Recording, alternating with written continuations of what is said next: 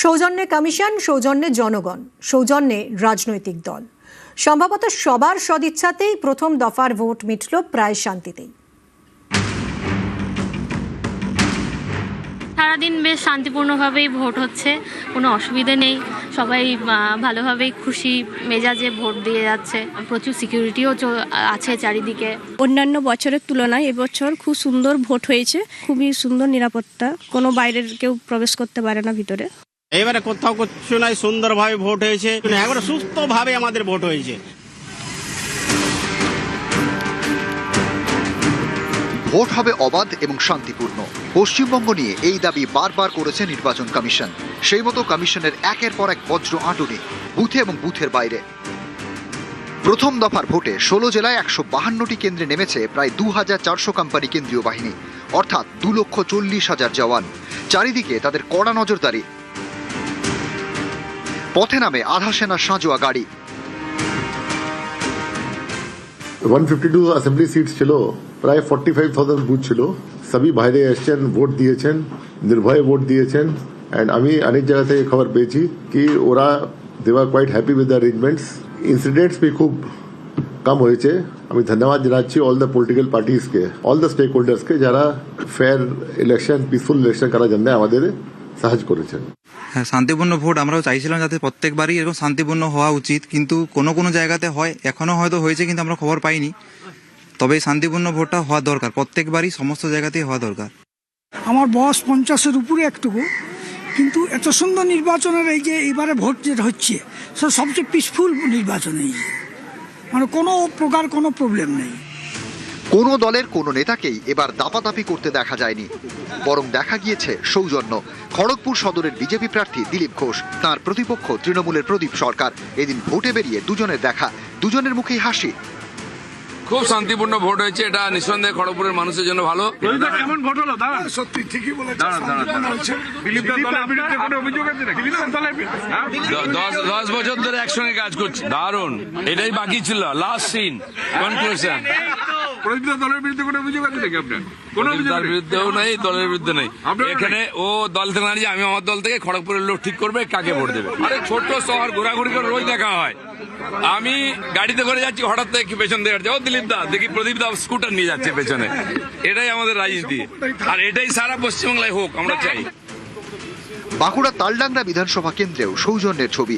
এখানকার 224 নম্বর বুথের ভোট কেন্দ্র থেকে ভোট দিয়ে বেরোচ্ছিলেন তৃণমূল প্রার্থী ফাল্গুনী সিংহবাবু। তিনি শিক্ষক। তখন তার সঙ্গে দেখা হয় বিধানসভা কেন্দ্রের বিজেপির প্রার্থী সৌভিক পাত্রের। তিনি তৃণমূল প্রার্থীকে পায়ে হাত দিয়ে প্রণাম করেন। পরিদর্শনে এসেছিল, দেখা হয়ে গেল। তো আমি একটা প্রবলেমের গল্প ওকে বললাম, ও বললো আমিও জানি দাদা এই প্রবলেমটা আছে। আমি বললাম জানাও। বিজেপি বরাবরই সৌজন্যের রাজনীতি বিশ্বাস করে, তাছাড়া উনি আমাদের এলাকার মানুষ, আমার পূর্ব পরিচিত। তাই ওনার যে বুথ তালদা, সেই বুথে এসেছিলাম, দেখা হলো, আশীর্বাদ নিলাম। এদিন সকাল থেকে বুথে বুথে দেখা যায় লম্বা লাইন।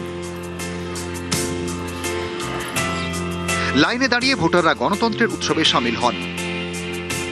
অন্যান্য বছরের তুলনায় এবছর অনেক শান্তিপূর্ণ ভোট হচ্ছে। অন্যান্য বছর যেভাবে গন্ডগোল হতো বা বিভিন্ন জায়গায় বিচ্ছিন্ন ঘটনা ঘটতো, এবছর সেই তুলনায় একেবারে নেই বললেই চলে, এবং খুব শান্তিপূর্ণ ভোট হচ্ছে। কেউ কোনো ভয়ের বা ভীতির মধ্যে নেই। নিউজ 18 বাংলা। সুষ্ঠু ভোটে কমিশনকে সার্টিফিকেট মোদির। বাংলায় 50 বছরের সবচেয়ে শান্তিপূর্ণ ভোট বলে দাবি। पिछले 50 साल में ये पहला चुनाव ऐसा है जिसमें हिंसा कम से कम हुई है, वरना हर हफ्ता किसी को फांसी पे लटका देते थे और बोल देते थे आत्महत्या कर दी। यानी एक प्रकार से गुंडा राज चलता था। मैं इलेक्शन कमीशन का हृदय से अभिनंदन करता हूं कि उन्होंने लोकतंत्र की फिर से एक बार बंगाल की धरती पर प्रतिष्ठा की है। शांतिपूर्ण मतदान करवाने में इलेक्शन कमीशन की ये सफलता, ये बहुत बड़ी सिद्धि है। मतदान भी पुराने सारे रिकॉर्ड तोड़ रहा है। টার্গেট মোদি, নিশানায় কমিশন। ইভিএমে কারচুপির চেষ্টার অভিযোগ মমতা বন্দ্যোপাধ্যায়ের। আপনি বলছেন বাংলায় এসে ভোটের দিন আপনি জিতছেন, এটা আপনি বলতে পারেন? জনগণকে বিশ্বাস করুন। এত মহামূর্খ হন কি করে? তার মানে কি আপনি ইভিএম মেশিনে ফিট করে রেখে দিয়েছেন? তা নাহলে এ কথা আপনি বলেন কি করে? যত ভোট পড়ছে সব আপনার। আর আমি শুনেছি কোনো একটা কমিশনের অফিস থেকে যারা নির্বাচন পরিচালনা করেন খবর খাওয়াচ্ছে 4টে থেকে নাকি গন্ডগোল হবে। তার মানে কি গন্ডগোল করে প্ল্যান করেছেন ইভিএম ছাপ্পা দিয়ে, সিআরপিএফকে দিয়ে ছাপ্পা দিয়ে ইভিএম মেশিন করে দখল করার? ধর্মের কল বাতাসে নড়ে, আপনারা যেটাই করবেন সেটাই আপনাদের বিরুদ্ধে যাবে। News flash. ভোট দিতে গিয়ে অসুস্থ ভোটার, কেন্দ্রীয় বাহিনীর কাছে সাহায্য চেয়ে মিলেছে হুমকি। এর জেরেই ভোটারের মৃত্যু। চাঞ্চল্যকর অভিযোগ বাঁকুড়ার কতুলপুরে। পশ্চিম মেদিনীপুরের কেশপুরে ভোটের দিনেও এসআইআরে মৃত্যুর অভিযোগ।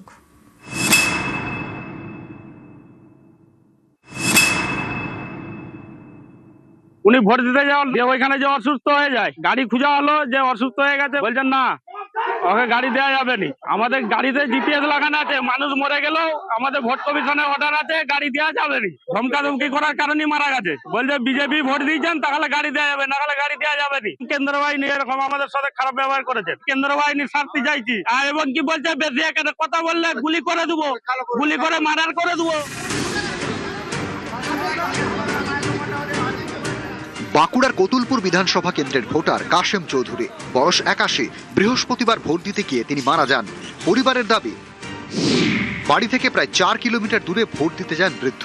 ভোটার কার্ড নিয়ে যেতে ভুলে যান, ফলে ফের বাড়ি ফেরেন এবং ভোটার কার্ড নিয়ে বুথে যান। ভোট দেওয়ার পরেই অসুস্থ হয়ে পড়েন।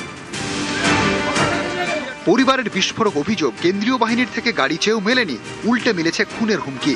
এর জেরে বুথেই বৃদ্ধ মারা যান বলে অভিযোগ।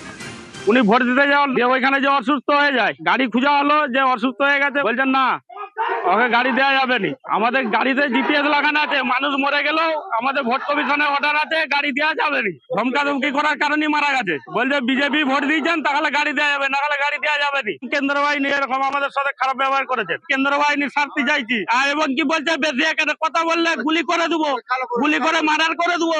ভোট দেওয়ার পরে একটু অসুস্থ হন, তারপরে আমাদের ভোটটা আমাদের স্টাফটা ধরে নিয়েছে। এই ওনারা বলছেন যে এই বাহিনীর কাছে সবাইকার কাছে গাড়ি চেয়েছে, গাড়ি দেয়নি। আমাকে কেউ বলেনি গাড়ি কিনে।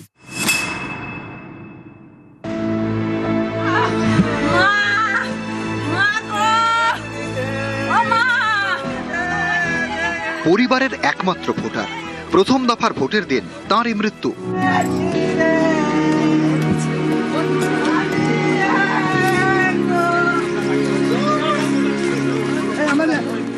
পশ্চিম মেদিনীপুরের কেশপুর বিধানসভা কেন্দ্রের ভোটার ইসরাতান বিবি, বাড়ি সরিষাখোলায়। বৃহস্পতিবার ভোট দিতে যান বাড়ি থেকে প্রায় 1 কিলোমিটার দূরে। পরিবারের দাবি, এসআইআর এর পরে বাড়ির 5 জনের মধ্যে 4 জনেরই নাম বাদ যায়। এ নিয়ে দুশ্চিন্তায় ছিলেন পরিবারের একমাত্র ভোটার বছর 56 ইসরাতন। এদিন ভোট দেওয়ার পরে তিনি অসুস্থ হয়ে পড়েন। বাড়িতে নিয়ে যাওয়ার পথে মারা যান। হ্যাঁ, আমাদের নাম বাদ হয়ে গেছিল। সে সবাই ভয় দেখাচ্ছে, কেউ বলছে বাংলাদেশে চলে যাবে। আমাদেরও ঘুম টেনশন হচ্ছে, তবু সঙ্গে করে নিয়ে গেছি আমি। একটা লোকের থাকুক আমার যাই হবে, টেনশন হচ্ছে। হ্যাঁ, ভোট দেওয়ার পরে মারা গেছে।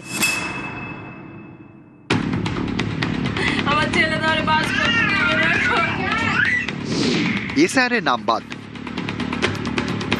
অভিযোগ, এই কারণে আত্মঘাতী বছর 65 বৃদ্ধা।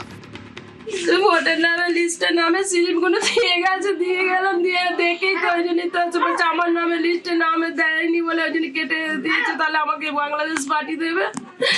নামগুলো দেখলো বলেই তো ভোটের নামে লিস্টের নামে স্লিপগুলো দিয়ে গেছে, দিয়ে গেলাম, দিয়ে দেখেই তো।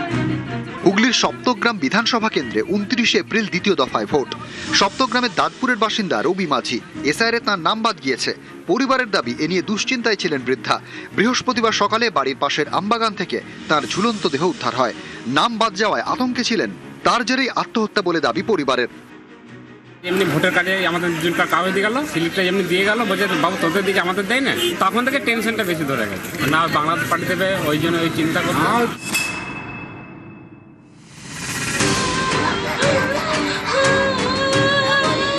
মালদার মালতীপুর বিধানসভা কেন্দ্র, এখানকার ভোটার বছর 47 প্রমীলা বাগদি।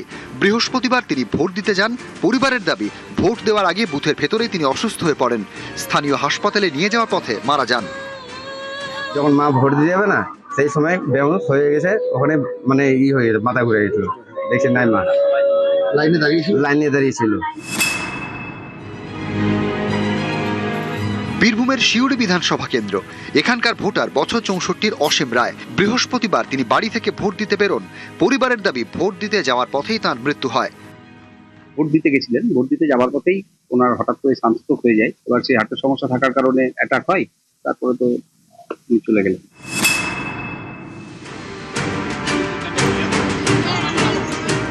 উত্তর দিনাজপুরের গোয়ালপুকুর বিধানসভা কেন্দ্র। পরিবারের দাবি এখানে ভোটের লাইনে দাঁড়িয়ে বছর 62 দুলাল ওরাও অসুস্থ হয়ে পড়েন। বাড়ি নিয়ে যাওয়ার পথে মারা যান। ভোট দিতে গেছিল, দাঁড়াইছিল, টোটো করে নিয়ে আসলাম, ডাক্তার বাড়ি নিয়ে যেতে আরো বেশি হচ্ছে, কারণ বাড়ি ঘুরিয়ে নিয়ে আসছে, আস্তে আস্তে মারা গেছে।